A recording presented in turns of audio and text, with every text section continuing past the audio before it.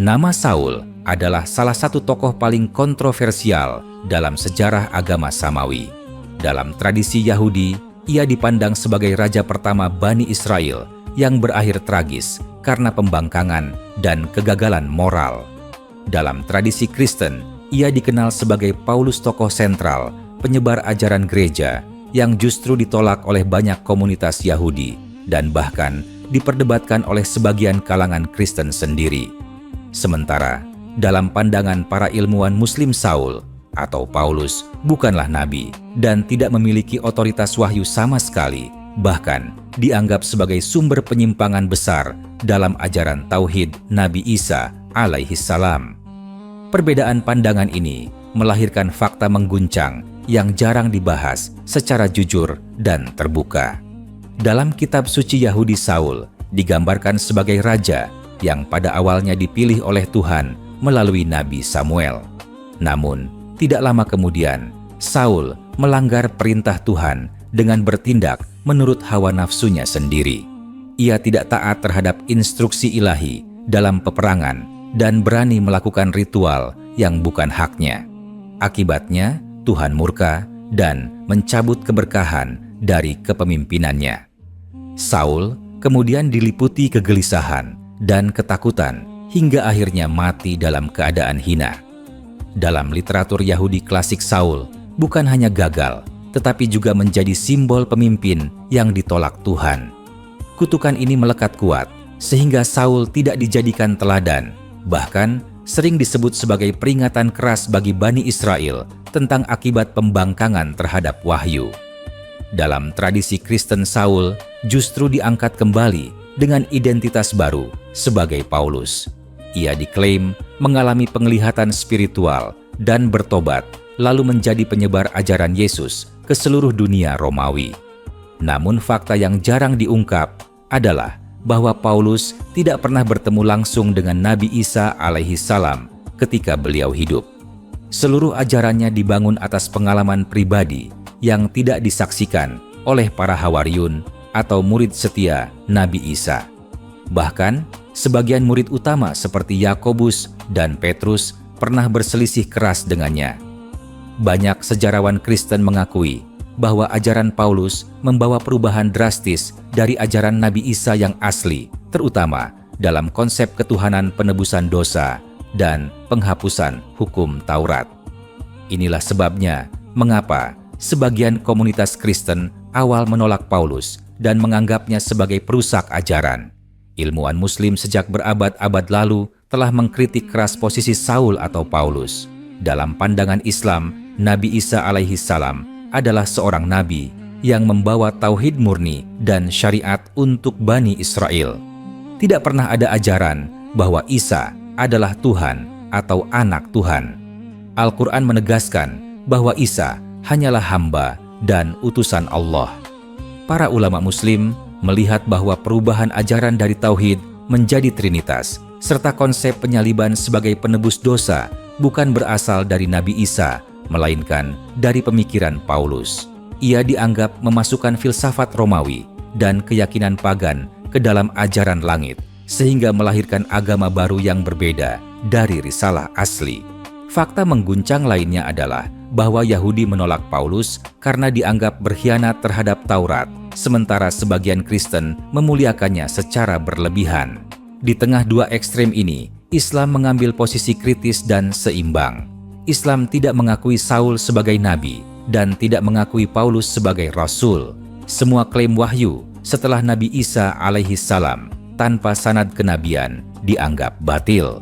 Ulama besar seperti Ibnu Hazm al-Qurtubi dan Ibnu Taimiyah secara tegas menyatakan bahwa Paulus adalah tokoh yang paling bertanggung jawab atas penyimpangan ajaran Isa. Mereka menunjukkan kontradiksi antara ajaran Paulus dengan Injil-Injil awal serta dengan Taurat. Ketika diteliti secara objektif, Saul atau Paulus tidak memiliki legitimasi wahyu yang sah. Ia ditolak oleh kaum Yahudi, dikritik oleh murid-murid awal Isa, dan dibantah oleh ilmuwan Muslim. Namun pengaruhnya justru mendominasi teologi Kristen hingga hari ini.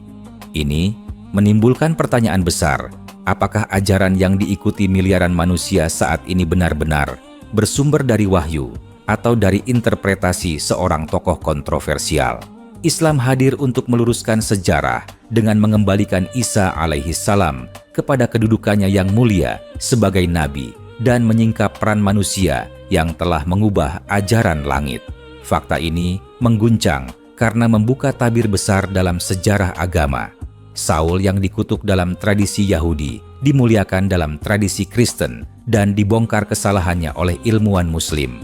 Perbedaan ini bukan sekadar perbedaan tafsir, tetapi menyentuh akar kebenaran wahyu. Islam mengajarkan bahwa kebenaran tidak diukur dari popularitas tokoh, tetapi dari kesesuaian dengan tauhid dan wahyu yang terjaga.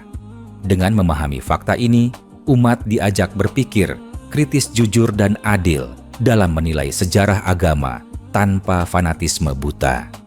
Jika ditelusuri lebih dalam persoalan Saul atau Paulus, bukan hanya soal perbedaan tafsir keagamaan, tetapi menyangkut otoritas kebenaran itu sendiri. Sosok ini muncul pada masa kekosongan, kepemimpinan spiritual setelah Nabi Isa alaihi salam diangkat oleh Allah. Di saat para pengikut setia Isa hidup dalam tekanan dan penganiayaan, muncul seorang mantan penindas yang tiba-tiba mengklaim misi suci. Klaim ini diterima oleh sebagian komunitas, tetapi ditolak oleh yang lain. Fakta ini menunjukkan bahwa sejak awal figur tersebut sudah berada dalam pusaran kontroversi yang serius. Dalam catatan sejarah Yahudi, Saul atau Paulus dipandang sebagai orang yang meninggalkan identitas kaumnya. Ia tidak hanya keluar dari tradisi Taurat, tetapi juga mengajarkan penghapusan hukum-hukum yang selama berabad-abad menjadi fondasi agama Bani Israel. Bagi kaum Yahudi ini adalah bentuk pengkhianatan terbesar. Hukum Tuhan dianggap suci dan tidak boleh diubah oleh siapapun.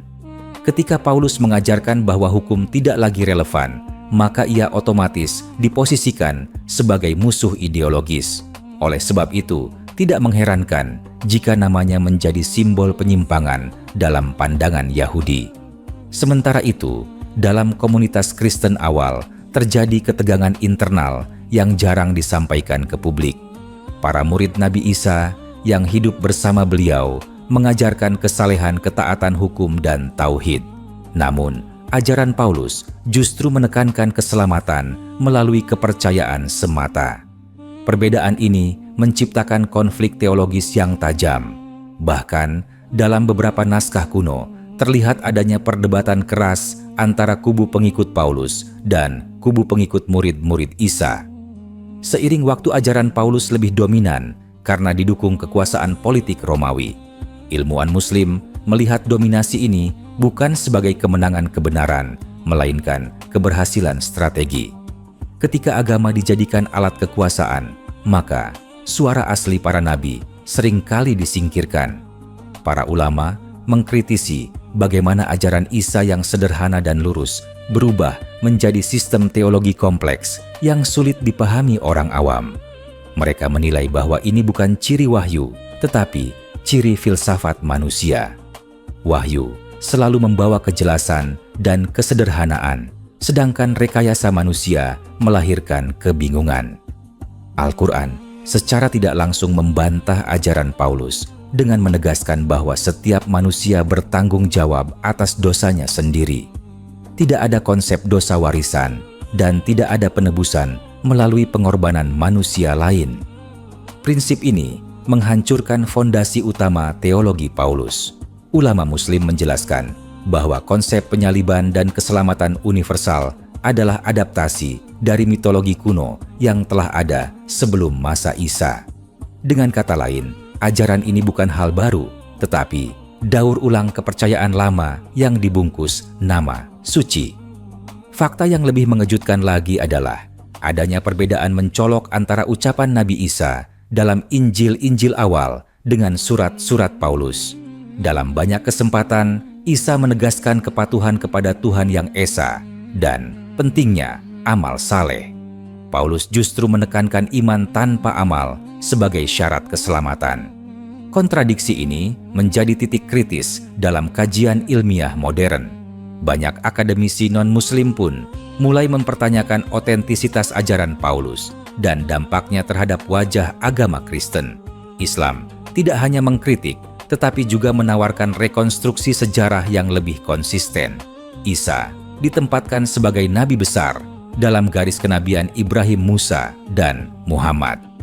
Ajarannya satu, yaitu menyembah Allah semata. Tidak ada ruang bagi pengkultusan manusia. Dengan kerangka ini, posisi Paulus menjadi jelas sebagai tokoh sejarah biasa yang keliru dalam memahami misi Isa. Kesalahannya bukan karena niat semata, tetapi karena membawa pemikiran manusia ke ranah wahyu. Inilah mengapa para ilmuwan Muslim menilai persoalan Saul atau Paulus sebagai ujian intelektual bagi pencari kebenaran. Apakah seseorang mengikuti ajaran karena diwariskan turun-temurun atau karena diuji dengan akal dan wahyu? Fakta ini mengguncang karena memaksa manusia untuk keluar dari zona nyaman keyakinan lama. Islam mengajak untuk menimbang sejarah dengan keadilan bukan emosi dan menilai tokoh berdasarkan kebenaran bukan popularitas. Kisah ini pada akhirnya bukan tentang menyerang agama lain, tetapi tentang mengungkap fakta yang tersembunyi. Ketika sejarah dibaca secara jujur, terlihat jelas bahwa perubahan besar dalam ajaran Isa terjadi bukan di tangannya sendiri. Saul atau Paulus berada di titik pusat perubahan itu. Disinilah bantahan ilmuwan Muslim berdiri kokoh, bukan dengan kebencian, tetapi dengan argumen nas sejarah dan logika. Fakta ini akan terus mengguncang siapapun yang berani berpikir jernih dan mencari kebenaran sejati.